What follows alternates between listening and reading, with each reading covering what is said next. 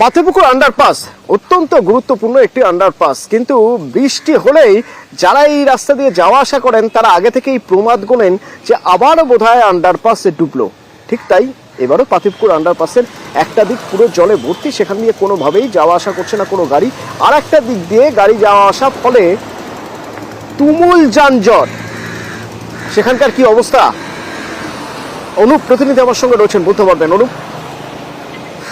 একটু বৃষ্টি হলেও পাতিপুকুর আন্ডারপাস জলমগ্ন হয়ে পড়ে এবং দুদিনের যে টানা বৃষ্টি তার ফলে কিন্তু পাতিপুকুর আন্ডারপাসে একই রকম অবস্থা। এবং একদিকে যে লেন অর্থাৎ লেকটাউনের দিক থেকে যে কলকাতা ফ্লাইং, সেখানে কিন্তু এখনো পর্যন্ত সেই আন্ডারপাসের নিচে কিন্তু বন্ধ করে দেওয়া হয়েছে সম্পূর্ণ একটি লেন।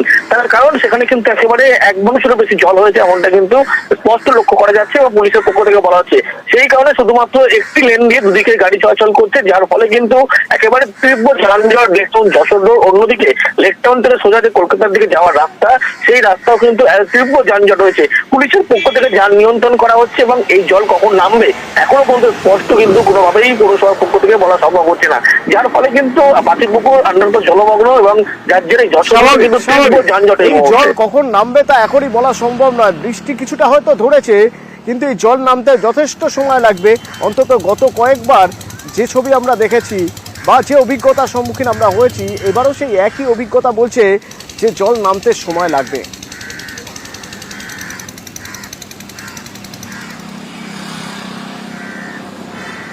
অন্ডাল বিমানবন্দরের ছবি দেখাই আপনাদের।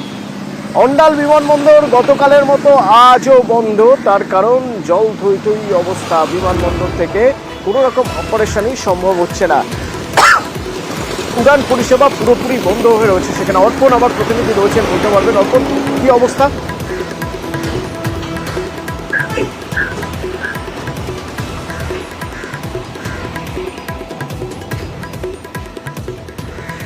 অর্পণ শোনা যাচ্ছে আমার কথা?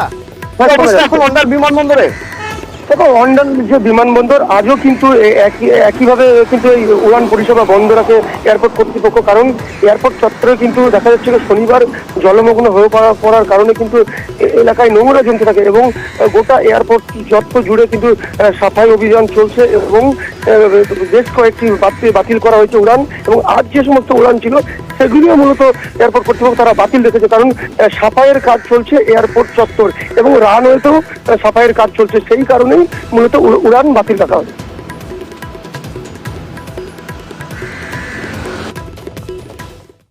আমি যখন টিকিটটা পারচেজ করছি আমার কাছে হোয়াটসঅ্যাপে বা মেলে তো কিছু ইন্টিমেশন আসবে, তো কোনো ইন্টিমেশন নেই, কাউকে খুঁজেও পাচ্ছেন, কাউকে এখানে খুঁজেও পাচ্ছি না কাউন্টারে, শুধু হিয়ার অ্যান্ড দেয়ার করছি। পুরোটাই ভোগান্তি। মনে করুন আমার ওখানে ব্যাঙ্গালোরে ক্যাব বুক করা আছে, তাহলে তাকেও ক্যান্সেল করতে হবে। আমাদের রাজ্যের কৃষি মানচিত্রের অন্যতম গুরুত্বপূর্ণ একটি জায়গা হলো হরিপাল। তো ডিভিসি যেহেতু জল ছেড়েছে, ডিভিসি ছাড়া জলে এই হরিপালের 2000 হেক্টর জমি জলের তলায়। কি অবস্থা ভাবুন একবার। রানা প্রতিনিধি আমার সঙ্গে রয়েছে। রানা, কেন এই অবস্থা? জল যদি জমে সেই জল বার করার ব্যবস্থাও তো রয়েছে, জল নিকাশির ব্যবস্থাও তো রয়েছে, তাহলে কি সেটা অকেজো হয়ে গেছে?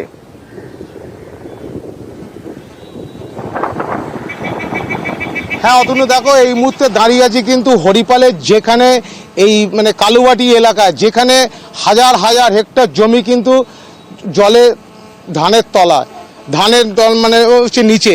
সেখানে তোমার যেভাবে জল বেড়েছে, এই দুদিনে ডিবিসি ছাড়া জল আর ডাকাতিয়া যে খাল, সেই খাল কিন্তু সংস্কার হলো, কিন্তু বেশ কিছু জায়গায় এখনো সংস্কারের মানে অভাবে কচুরি পানা পড়ে রয়েছে।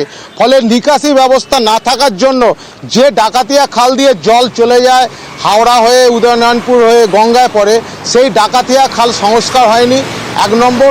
2 নম্বর, সেই ডাকাতিয়া খালের জল উঠছে কিন্তু এই মাঠগুলোকে পুরো ডুবিয়ে দিয়েছে। ফলে বুঝতেই পারছো এদের বছরে একটাই কিন্তু অর্থকরী ফসল, এই ধান চাষ করেই এরা জীবিকা নির্বাহ করে। ফলে 1 বিঘা জমিতে ধান চাষ করতে 6000 টাকা খরচা হয়েছে, সেই টাকা এখন জলের তলায় রয়েছে।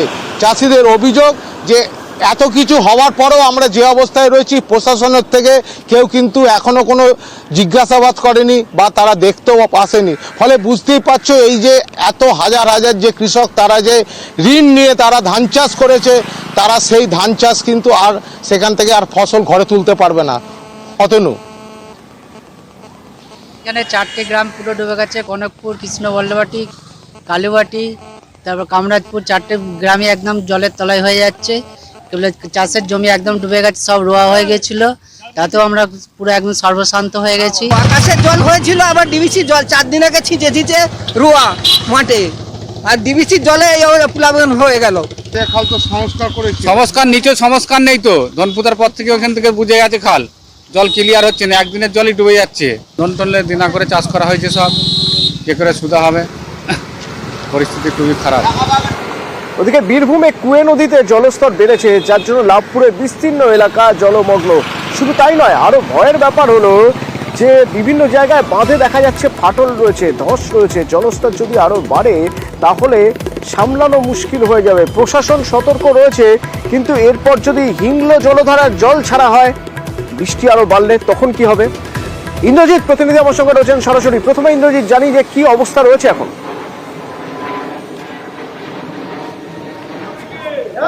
দেখো, ইতিমধ্যেই লাভপুরটা যেমন ভাসমান হতে শুরু করেছে, ইতিমধ্যেই লাভপুরের থিবা অঞ্চলের বেশ কিছু গ্রাম ইতিমধ্যেই কিন্তু জলের তলায় চলে গেছে।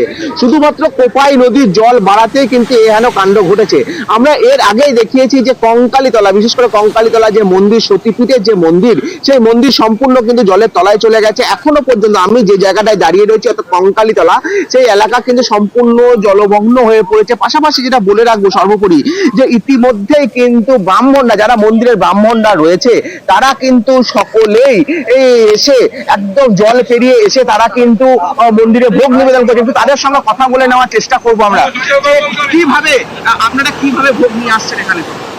ভোগ নিয়ে যেভাবে ভোগের নিয়ম, সেই নিয়মে আমাদের পুরোহিতরা আছেন, সেবায়িতরা আছেন, সেইভাবেই সকলে মিলে আসা এবং তারা নিয়ম নীতি মেনে মায়ের ভোগ নিবেদন করবে। জল কি কোথাও কমছে? এই যে কোপাই নদীর জল, তাতে জল যেমন বাড়ছে, যতটা জল বাড়ছে, যে পরিমাণে জল বাড়ছে, তাতে লাভপুর ইতিমধ্যেই ভাসমান, লাভপুরের থিবা অঞ্চল। কি বলবেন, আপনার কোন কোন এলাকা এলাকাতে আমাদের যেগুলো ছিল নিচের দিকে 2-3টে গ্রাম, সেগুলোতে জল অনেকটাই কমেছে। গ্রামগুলোতে সেরকম অসুবিধা নেই, তবে কঙ্কালীতলা মন্দির চত্বর এই জায়গাটা যেহেতু কোপাই নদীর পাশে এবং একটু নিচু এলাকা, এই জায়গায় জলের একটু চাপ আছে। কালকের থেকে জল অনেক কমেছে, আমরা আশা করছি রাত্রের মধ্যে জল ক্লিয়ার হয়ে যাবে এবং স্বাভাবিক জায়গায় কঙ্কালীতলা ফিরে আসবে। দেখো, একদমই শুনতে পেলে যে সমস্ত এলাকাবাসীরা রয়েছে, তারা মন্দির কমিটির লোকজন রয়েছে, তারা কিন্তু এসে যেমনটা পুজো দিচ্ছেন, জল পেরিয়ে এসে শুধুমাত্র নিত্য সেবা করা হচ্ছে। পাশাপাশি তিনিও যেমনটা জানালেন, যেভাবে পুরো এলাকা, অর্থাৎ শুধুমাত্র লাভপুরের থিবা অঞ্চল নয়, এই কোপাই নদী যে দিক দিয়ে গেছে, সেই সমস্ত দিকে যে সমস্ত নিচু এলাকা, সেই সমস্ত এলাকা কিন্তু ইতিমধ্যেই ভাসমান হতে শুরু হয়েছে এবং যতটা পরিমাণে জল বাড়ছে, তাতে কিন্তু আবারও বন্যা পরিস্থিতির শিকার হতে পারে। পাশাপাশি বৃষ্টির একটা ভয় কিন্তু করা হচ্ছে, যদি আবারও গত 2 রাতের মতো বৃষ্টি হয়, সেক্ষেত্রে কিন্তু আবারও জল বাড়তে পারে, এমনটাই আশঙ্কা করছে এলাকাবাসী, সাধারণ মানুষ। অতনু, ধন্যবাদ। কুলতলি প্রাইমারি স্কুলে কিভাবে ক্লাস হচ্ছে একবার